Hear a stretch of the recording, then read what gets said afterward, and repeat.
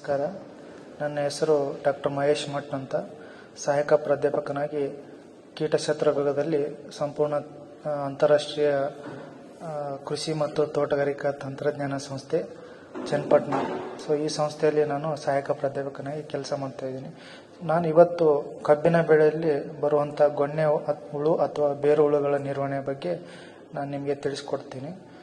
ಕಬ್ಬಿಗೆ ಬಾಧಿಸುವ ಬೆಳೆಗಳಲ್ಲಿ ಈ ಗೊಣ್ಣೆ ಹುಳು ಅಥವಾ ಏನು ಬೇರು ಹುಳು ಅಂತ ಹೇಳ್ತೀವಿ, ಇದು ಒಂದು ಪ್ರಮುಖ ಕೀಟ. ಈ ಕೀಟ ಕಬ್ಬಿನ ಬೇರುಗಳನ್ನು ತಿಂದು ನಾಶಪಡಿಸುತ್ತದೆ. ಸುಮಾರು ಇದು 70-80% ಈ ಕಬ್ಬಿನ ಬೆಳೆಗೆ ಹಾನಿ ಮಾಡುತ್ತದೆ. ಈ ಕೀಟ ಬಹುತೇಕ ಸಮಯ ಮಣ್ಣಿನ ಒಳಗಡೆ ಕಳೆಯುತ್ತದೆ. ಇದರ ಆಶ್ರಯ ಬೆಳೆಗಳು ಅಂತಂದು ಹೇಳ್ತೀವಿ ಅಥವಾ ಆತಿಥ್ಯ ಬೆಳೆಗಳಂದರೆ ಕಬ್ಬು, ದ್ರಾಕ್ಷಿ, ಹಿಪ್ಪು ನೇರಳೆ, ತರಕಾರಿ ಬೆಳೆಗಳು ಲೈಕ್ ಆಲೂಗಡ್ಡೆ, ಅಡಿಕೆ, ತೆಂಗು, ಬೇವು, ಮಾವು, ಸೀಬೆ, ಹುಣಸೆ ಇತ್ಯಾದಿ ಬೆಳೆಗಳು ಇದರ ಆಶ್ರಯ ಬೆಳೆಗಳು. ಈ ಒಂದು ಕಬ್ಬಿನ ಬೆಳೆಗೆ ಪ್ರಮುಖವಾಗಿ 3 ಪ್ರಭೇದದ ಕೀಟಗಳು, ಬೇರು ಹುಳುಗಳ ಪ್ರಭೇದದ ಕೀಟಗಳು ಈ ಕಬ್ಬಿನ ಬೆಳೆಗೆ ಬಾಧಿಸುತ್ತವೆ. ಅದರಲ್ಲಿ ಹೋಲೋಟ್ರೇಕಿಯಾ ಸೆರೆಟಾ, ಹೋಲೋಟ್ರೇಕಿಯಾ ಕಾನ್ಸಿಗ್ಮೇನಿಯಾ, ಹೋಲೋಟ್ರೇಕಿಯಾ ಪ್ಯಾರಲೆಲ್ಲ. ಈ ಒಂದು 3 ಪ್ರಭೇದದ ಕೀಟಗಳಲ್ಲಿ ಹೋಲೋಟ್ರೇಕಿಯಾ ಸೆರೆಟಾ ಅನ್ನುವಂಥದ್ದು ಒಂದು ಪ್ರಮುಖವಾಗಿ ಕಬ್ಬಿನ ಬೆಳೆಗೆ ಹಾನಿ ಮಾಡುವಂಥ ಕೀಟ.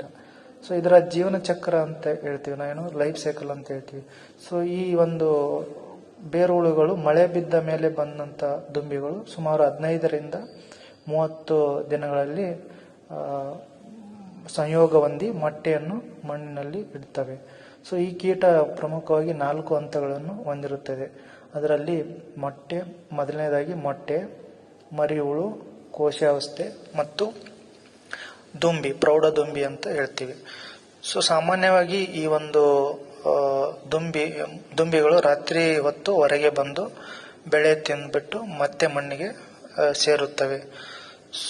ದುಂಬಿ ಹಂತದಲ್ಲಿ ಪ್ರಮುಖವಾಗಿ ಅವು ಎಲೆಗೆ ಹಾನಿ ಮಾಡುತ್ತವೆ. ಮತ್ತೆ ಮರಿಹುಳುಗಳು ಪ್ರಮುಖವಾಗಿ ಬೇರಿನ ಮೇಲೆ ತಿನ್ನುತ್ತವೆ. ಈ ಮೊದಲನೇ ಹಂತ ಸಾವಯವ ಪದಾರ್ಥ ತಿನ್ನುತ್ತವೆ. ನಂತರ ಬೆಳವಣಿಗೆ ಹೊಂದಿದ ನಂತರ ಅವು ಬೇರು ಹುಳುಗಳನ್ನು ತಿಂದು ಈ ಕಬ್ಬು ಬೆಳೆಯನ್ನು ನಾಶ ಮಾಡುತ್ತವೆ.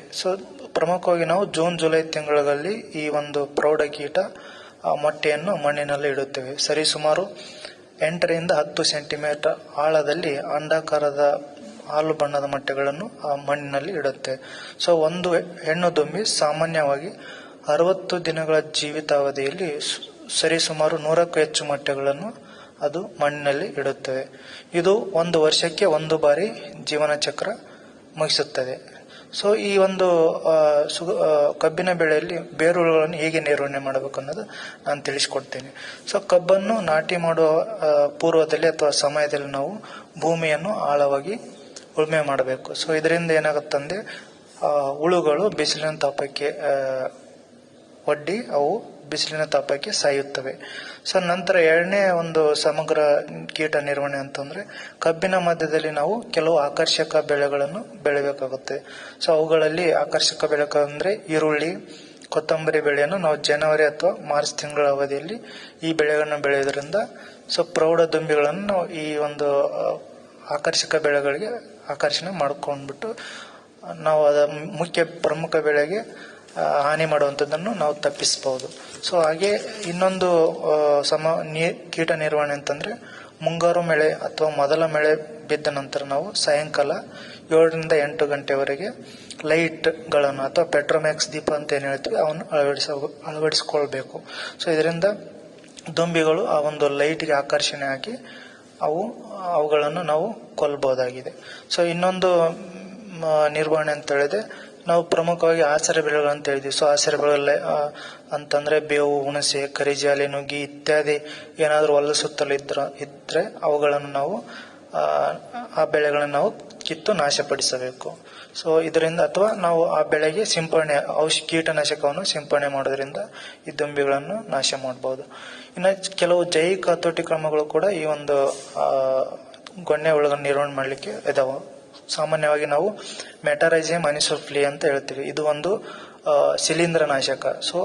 ಈ ಒಂದು ಶಿಲೀಂಧ್ರನಾಶಕವನ್ನು ಉಪಯೋಗ ಮಾಡೋದ್ರಿಂದ ನಾವು ಆ ಬೇರು ಹುಳುಗಳನ್ನು ನಾವು ರೋಗ ಬಂದು ಅವುಗಳನ್ನು ಸಾಯಿಸಬಹುದು. ಸೊ ಇದೊಂದು ನಾವು ಬಳಸೋದ್ರಿಂದ ತನ್ನಷ್ಟಕ್ಕೆ ತಾನೇ ಉತ್ಪತ್ತಿಯಾಗಿ ಸೊ ಕೀಟಗಳನ್ನು ಇದು ಕೊಲ್ಲುತ್ತದೆ. ಸೊ ಈ ಒಂದು ಮೆಟರೈಜಾ ಮೆಣಸುಪ್ರೇ ನಾವು ಪ್ರತಿ ಎಕರೆಗೆ ಸರಿಸುಮಾರು 5ರಿಂದ 10 ಕೆಜಿ ಬೇಕಾಗುತ್ತದೆ. ಸೊ ಇದನ್ನ ಏನ್ ಮಾಡ್ಬೇಕಂತಂದ್ರೆ ಮೆಟರೈಜಾ ಮೆಣಸುಪ್ರೇ ಈ ಒಂದು ಶಿಲೀಂಧ್ರನಾಶಕವನ್ನು ಅರ್ಧ ಕೆಜಿ ಕೊಟ್ಟಿಗೆ ಗೊಬ್ಬರದೊಂದಿಗೆ ಮಿಶ್ರಣ ಮಾಡಿ ನಾವು ನಾಟಿ ಮಾಡುವಂತಹ ಸಮಯದಲ್ಲಿ ಅಥವಾ ಮೇ ಜೂನ್ ತಿಂಗಳಿನಲ್ಲಿ ನಾವು ಮಣ್ಣಿಗೆ ಸೇರಿಸುವುದರಿಂದ ಈ ಗೊಣ್ಣೆ ಹುಳುಗನ್ನ ಬಾಧೆಯನ್ನು ನಾವು ಹತೋಟಿ ಮಾಡಬಹುದಾಗಿದೆ. ಸೊ ಇನ್ನು ಕೊನೆಯದಾಗಿ ಅಂತಂದ್ರೆ ನಾವು ರಾಸಾಯನಿಕ ಔಷಧಿಗಳನ್ನು ಕೂಡ ನಾವು ಸಿಂಪಡಣೆ ಮಾಡಬಹುದು. ಅದರಲ್ಲಿ ಕ್ಲೋರೋಪರಿಪಾಸ್ ಅಂತ ಬರುತ್ತೆ. ಸೊ ಕ್ಲೋರೋಪರಿಪಾಸ್ ಈ ಒಂದು ಕೀಟನಾಶಕವನ್ನು ಪ್ರತಿ ಲೀಟರ್ ನೀರಿಗೆ ನಾವು 10 ಮಿಲಿ ಬೆಳೆಸಿಬಿಟ್ಟು ನಾವು ಆ ಬುಡದಲ್ಲಿ ಸಿಂಪಡಣೆ ಮಾಡಬೇಕು. ನಂತರ ಅಥವಾ ಕಾರ್ಬೋಫಿರಾನ್ 3G ಅನ್ನುವಂಥದ್ದು ಕೂಡ ಅಥವಾ ಕ್ವಿನಾಲ್ಫಾಸ್ 5G ಅನ್ನು ನಾವು ಭೂಮಿಗೆ ಸೇರಿಸಬೇಕಾಗುತ್ತೆ. ಇದು ಸುಮಾರು 10 ಕೆಜಿ 1 ಎಕರೆಗೆ ಬೇಕಾಗುತ್ತದೆ. ಹಾಗೆ ಇನ್ನೊಂದು ಎಂಟೋಮೋಪೆಥೋಜನ್ಸ್ ನಿಮ್ಯಾಟೋಡ್ಸ್ ಅಂತ ಜಂತು ಹುಳುಗಳು ಅಂತ ಹೇಳ್ತೀವಿ, ಅವು ಕೂಡ ಈ ಒಂದು ಬೇರು ಹುಳುಗಳನ್ನು ಕಬ್ಬಿನ ಬೆಳೆಯಲ್ಲಿ ಕೊಲ್ಲಿಕ್ಕೆ ಉಪಯೋಗ ಆಗುತ್ತೆ. ಸೊ ಅದನ್ನ ನಾವು ನಿಮ್ಯಾಟೋಡ್ EPN ಅಂತ ಹೇಳ್ತೀವಿ, ಅದನ್ನು 1 ಎಕರೆಗೆ 2 ಕೆಜಿ ಅನ್ನು ನಾವು ಮಣ್ಣಿಗೆ ಸೇರಿಸುವುದರಿಂದ ಕೂಡ ನಾವು ಈ ಒಂದು ಕಬ್ಬು ಬೆಳೆ ಬೇರು ಹುಳುಗಳನ್ನು ಹತೋಟಿ ಮಾಡಬಹುದಾಗಿದೆ. ನಮಸ್ಕಾರ.